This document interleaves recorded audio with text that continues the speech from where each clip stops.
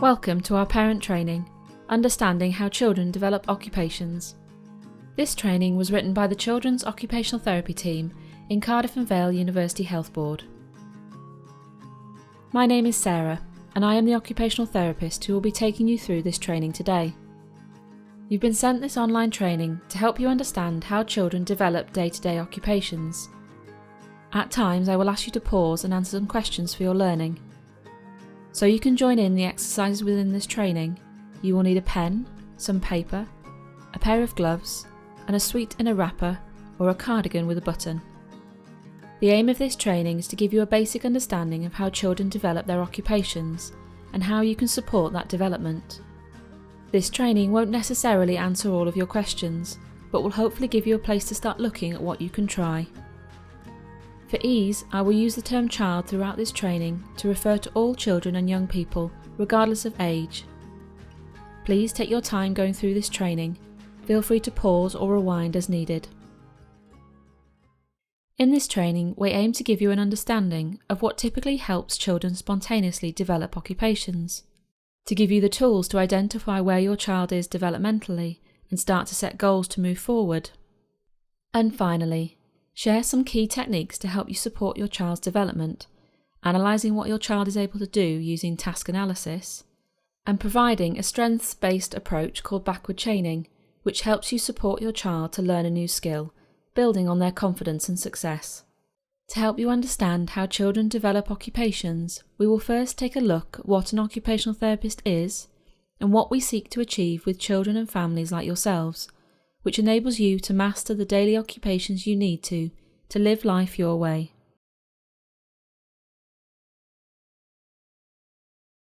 Firstly, we are child-centred. We focus on what matters to the child and their family. Then, as the name suggests, we are concerned with occupations. Put simply, an occupation is anything a person does day to day, such as work, exercise and eating.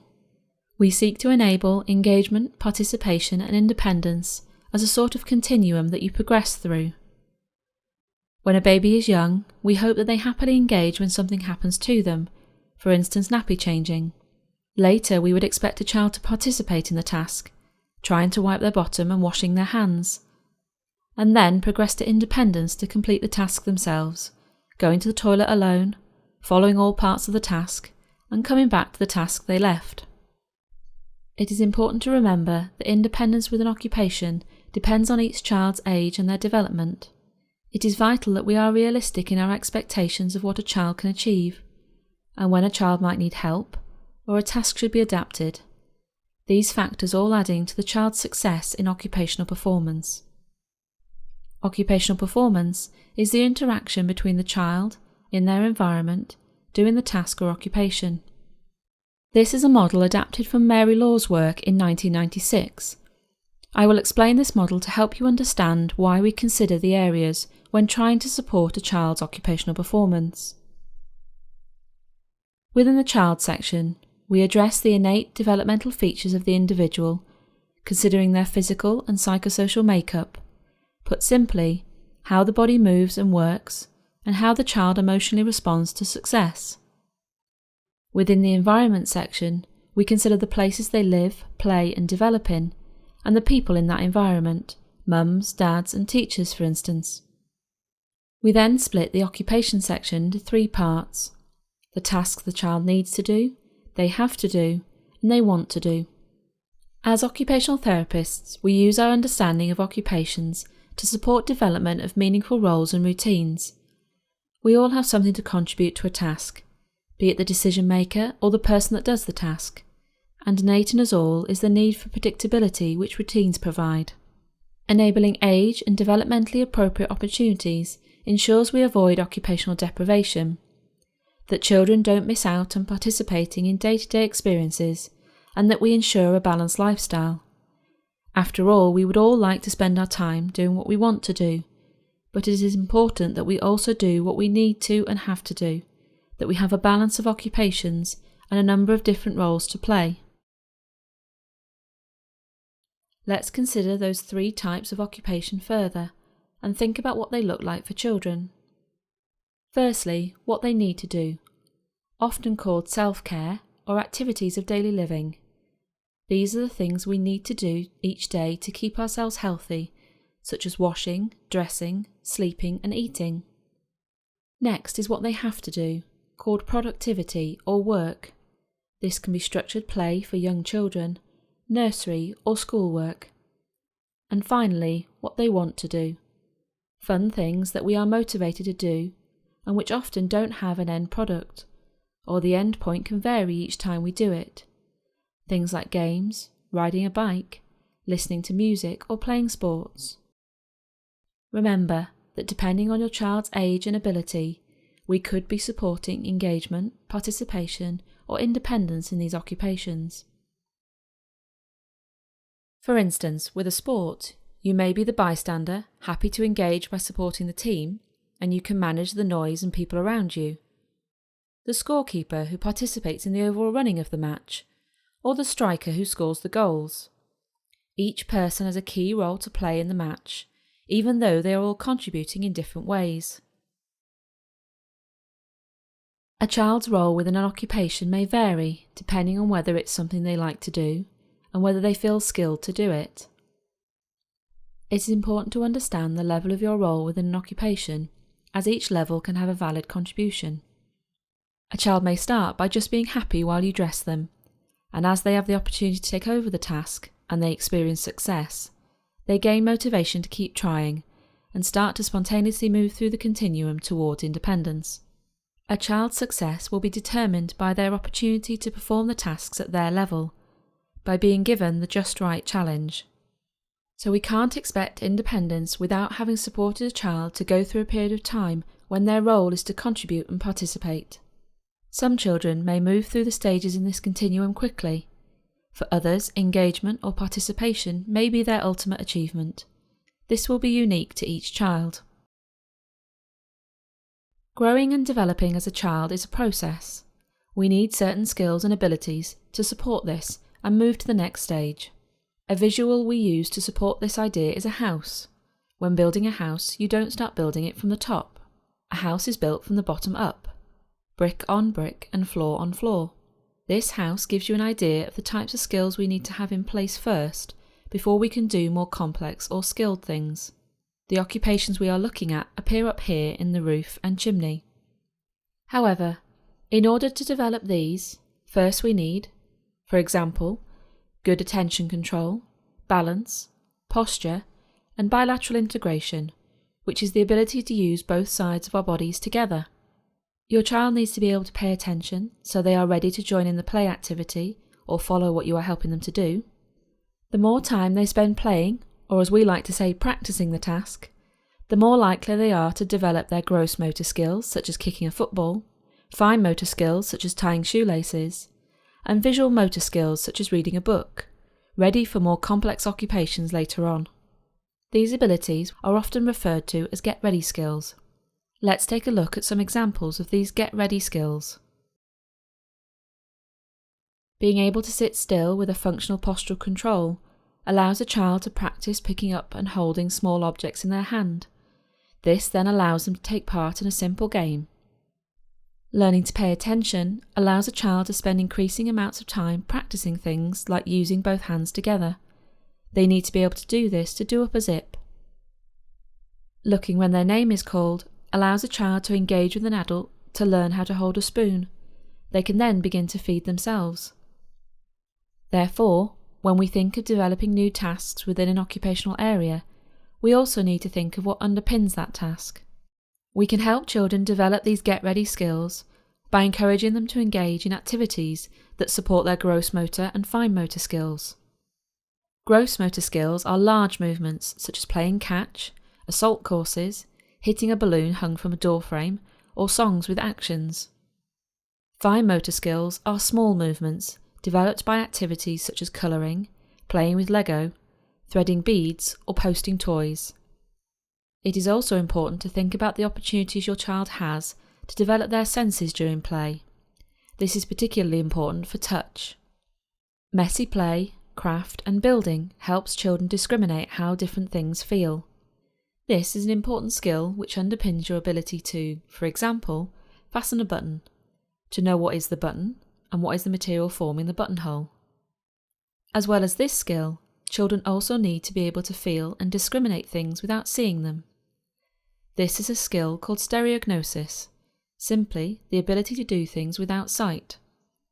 Stereognosis can be practiced in feely bag games where you hide items in a bag and ask the child to put their hand in to identify objects by touch alone. Similarly, searching for toys at the bottom of a very bubbly bubble bath will help your child gain an understanding of the different things they feel without looking. Now that we have taken a look at the types of children's occupations and what underpins their development, take a moment to think about how you already support your child's development of occupations. How do you help them develop their self-care skills? Also think about what get-ready skills you support and encourage. Finally, think about what is working well already for you and your child. What techniques or approaches do you know work for your child? Write them down, as it will help you later when we come to setting goals for your child.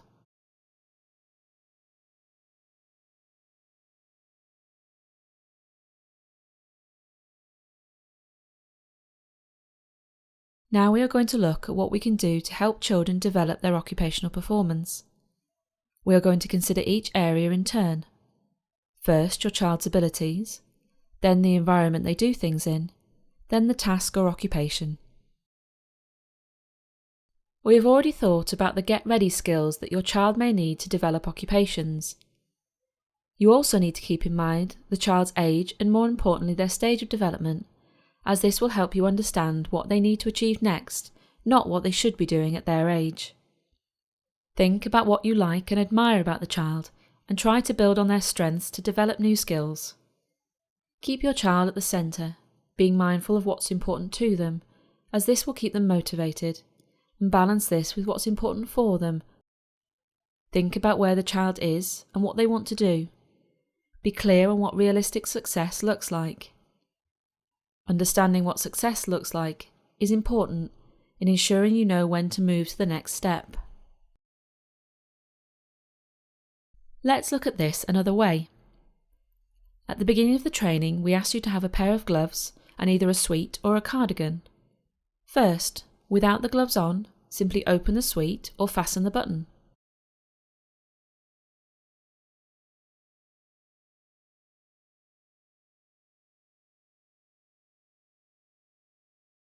How did it feel? Were you successful? Next, put the gloves on and again open the sweet or fasten the button. If you want to make it tricky, try and do this while standing on one leg or with your eyes closed.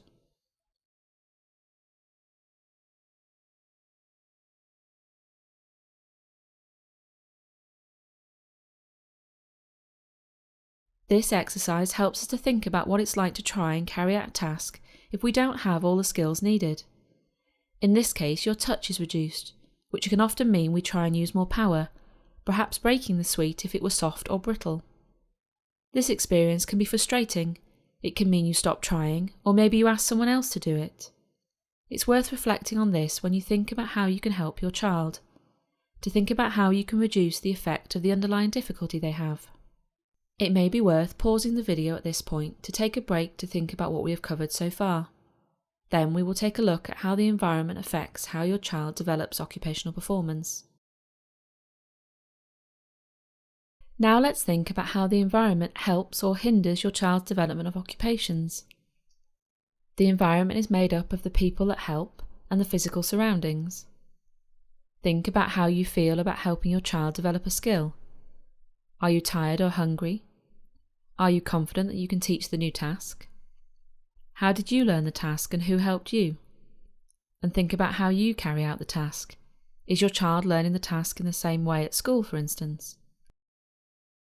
For a child to become independent in a skill, the adults around them need to change some of their expectations and what they do within the task, gradually giving over control of the task to the child. This might mean watching your child fail initially, but giving them praise for trying and encouragement to carry on having a go. It's important to do the task in the right place. For example, if you're teaching a child to use the toilet, put the potty in the bathroom. If you are teaching the use of knife and fork, make sure you sit at the table to eat meals if you can. By enhancing or adapting the environment, We can optimise a child's ability to develop occupations. Within the environment your child has to do something, consider some of the following. Reduce distractions where possible, for example turn off the TV. Simplify the environment by taking down a poster, or removing clutter from a table where a child is doing homework. Make sure the child is sitting well, on the right size seat for the table height, to help them feel stable. It can help to put a box under your child's feet to stop their feet dangling. It's also often easier to sit on the floor when we first start to learn skills like putting on trousers or shoes and socks. Increase the environmental cues that help children find and store items such as clothes, and put things in the same place each time, as these cues can help a child get started or initiate a task. For example, seeing your toothbrush in the bathroom can help remind you to brush your teeth. Choose an appropriate time that you can focus on supporting your child without interruptions. Remember, all new learning can take time. Think of the things that you use to help yourself. For instance, looking in a mirror can help with dressing. Next, let's look at the occupations themselves. Remember, these are the things we need to do, have to do, and want to do. Occupation is the area most accessible to us to adapt and enhance to help to learn a new task. Think about the occupation or task you are asking your child to join in with. There are lots of techniques and adjustments that can be made to a task to support success. Here are some general suggestions. Use a child's interests and the skills they have as much as possible to make activities attractive. Remember what's important to the child and that their success will lead to their motivation to keep trying. Give a child choice where possible, restricting the number of choices initially until your child gets the hang of making choices. Make sure the start and finish of the task are clear, especially if it's something the child doesn't want to do. For others, you might want to think about a reward system to keep your child motivated when doing things they perhaps would prefer to avoid. Gradually work to reduce the level of support you provide as the child progresses. We will look at this again a little later. Break down the task into manageable steps to support success. We will also look at this process of task analysis a little later.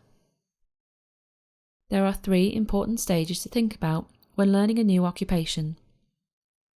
Prepare for the task and make sure you have everything you need. Do the task, and lastly, make sure you recognise and reward success, and think about how you could make things easier next time. Remember, all new learning takes practice and time. Practicing little and often will help keep you motivated. Next, we will look at the developmental stages or steps that children go through when learning to dress, feed, and use the toilet. Pause at each table and consider which stage your child is at. Make a note of it and think about what stage would be next. First, let's look at dressing. You can see that as time moves on, the tasks become more complicated. Think about the house at the beginning of the training. The more complicated tasks are at the top of the house and require more get-ready skills for the child to perform these independently. Remember to write down what stage you think your child is at and what's next.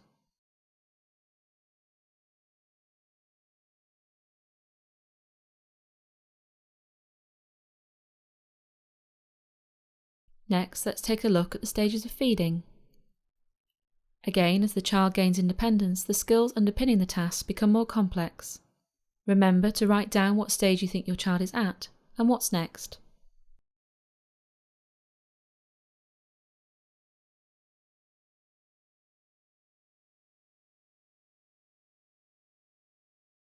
And finally, let's take a look at the stages of toileting. Again, the same progression of complexity is seen in toileting. Remember to write down what stage you think your child is at and what's next.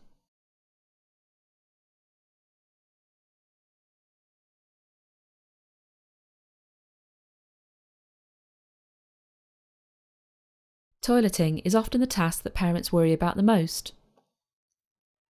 There are many professionals who can help you think about toilet training. This starts with your health visitor. There are also many resources available that can help develop this skill, and you can see here the website for Eric, the Children's Bladder and Bowel charity, who have many hints and tips to get you started.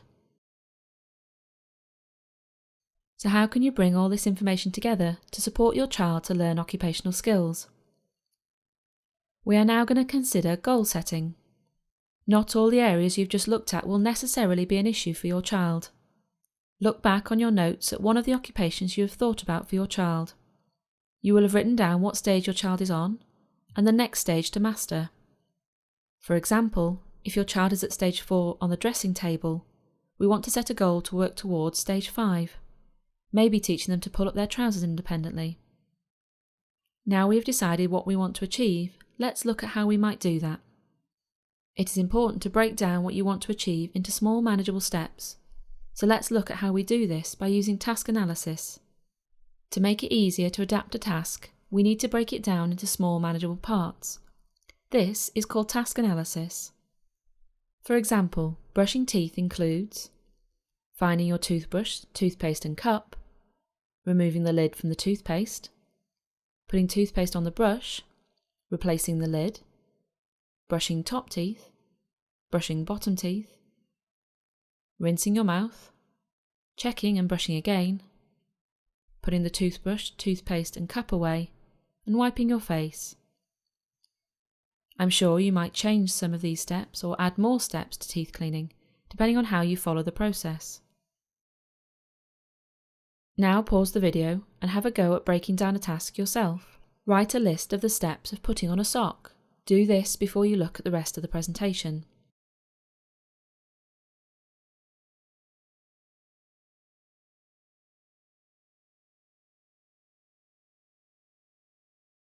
Here is a suggested breakdown.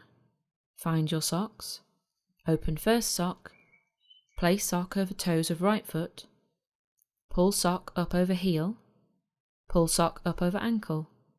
Repeat the process for your left foot. Did you have more or less steps? Once we have an understanding of the steps of a task, we can start to teach them one at a time. This can take practice. As adults, we have largely mastered tasks, and so now we don't have to think about how they are performed. So it's worth checking with someone else that you have listed all the steps. You might find it helpful to think about other things you do, such as making a cup of tea or washing up, and analyse these tasks in the same way, so you can get used to thinking in a step-by-step way. There are several teaching techniques which we will look at which will help you and your child's experience of learning a new task. Remember, children learn best when having fun and when being successful. The just right challenge is a concept of picking a task that is challenging for the child but still achievable. This could be the difference between teaching your child to dress their lower half, or the smaller steps of putting on their shoes and socks, or even smaller focus on just putting on one sock. Picking a just right challenge supports the child to persevere and become successful. Hand-over-hand support is using your hands to provide physical support to move through the steps of a task. This is helpful when a child struggles to copy your actions. It gives them a physical sensation of what the task feels like and helps them gain a movement memory for the task. This is a great technique when starting to teach your child to cut with a knife while holding a fork still, or to brush their teeth with enough pressure and in all parts of their mouth. Gain your child's attention to the task first, then provide the hand-over-hand help so they can participate and move to becoming independent with practice. Next, let's think about overlearning, which is the process of regularly and repetitively practicing a task to help the child learn it. Remember, practice makes perfect. Now, let's think about splinter skills. These are tasks that a child learns outside of the typical stages we looked at earlier. Splinter skills are usually motivated when a child needs to participate in a particular environment or occupation. For example, a child may learn to tie shoelaces to join the football team, but not yet be able to fully dress independently. The motivation to join the team means the skill is practiced and learned. We can sometimes decide to teach splinter skills so our children can manage in a particular environment. For instance, teaching your child to fasten a clip on their trousers before they have fully mastered buttons would mean they can go to the toilet in school without help. Next, let's think about your child's learning styles. This is the different ways we all prefer to learn. It will help you to tap into your child's strengths and help them become more successful. Some of us learn best by copying, others by listening and following instructions, and some of us learn best using trial and error and figuring things out as we go along. For example, if your child enjoys listening and also likes music, try teaching toothbrushing using a toothbrushing song. When supporting occupational development, it is also crucial to understand how you can prompt a child to continue the task themselves, and how important it is to reduce or fade your support over time. We are going to look at 3 key types of prompt. When you physically help your child, the hand-over-hand help we talked about earlier, this builds movement memory for the task. How you show your child how to do the task, we sometimes call this modelling the task. And lastly, what you say to your child about the steps of the task, the language and labels you use when you give your child instructions for the task. Consistent language is important, as it can be confusing if one person asks them to get a cup for a drink and the other a beaker, if both people are referring to the same item. Try to be consistent, as this reduces the chance of error and supports success. Fading prompting means gradually reducing the amount of help. For example, when your child first learns to use a knife and fork, you might start by giving hand-over-hand help throughout the process. This may move to just physically placing the cutlery into your child's hand, to eventually eating together so your child can copy how you use your cutlery. The types of prompt you give your child will be different depending on the task. To support their independence, you should gradually reduce the help you provide. Here you can see the stages of prompt and support. You may not need to use every step, and you may have to stay at one step for some time.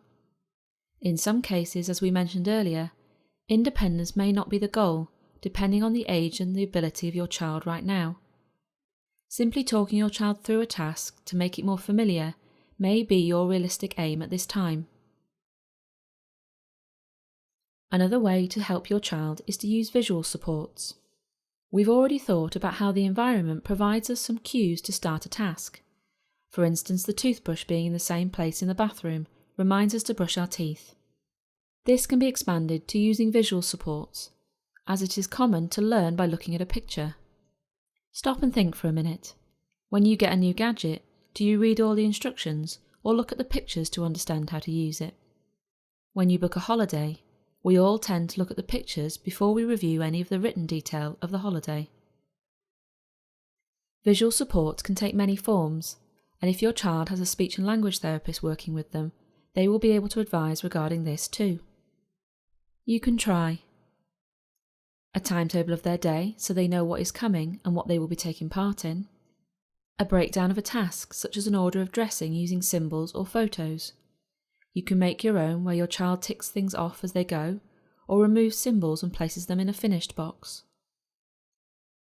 The now and next idea can help a child understand the order of tasks and demonstrate that tasks start and end. For example, now you can play with your cars, next you are going to get dressed. Use sand timers or digital timers to show the passage of time clearly and encourage engagement in less motivating tasks. We can bring all of these teaching methods together to help us learn occupational tasks by using a technique called backward chaining. Backward chaining is a simple method of teaching the last step first. If we go back to the steps of putting on a sock, you provide the highest level of support and prompting to your child through all but the last step, where you reduce or fade your prompting first to help your child master this step. So you help your child orientate the sock and get it over their toes, and they pull the sock over their heel. Using backward chaining helps you and your child share the success when the task has been achieved. You continue in this way, gradually reducing your prompting as they master the steps and move to the one before. So gradually, you move to orientating the sock and your child puts it on. And after this, passing the sock to your child and they complete the task alone.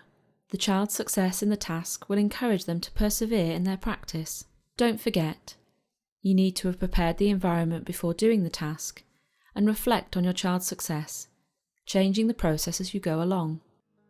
In summary, think about what it is that you want to focus on first. Don't try to change everything at once. Try to incorporate your child's interests where you can, as this will help motivate them. Help your child to develop the get-ready skills they need that underpin the task. Prepare the environment. Aim to practice tasks little and often. Remember, learning new activities can take time. Remember, you are looking for progress towards your shared goal with your child, not perfection. Thank you for listening. We hope this training video has been helpful, and we would value your feedback. If you have any comments or questions about this video, please contact us on 02921 836 910 836 910.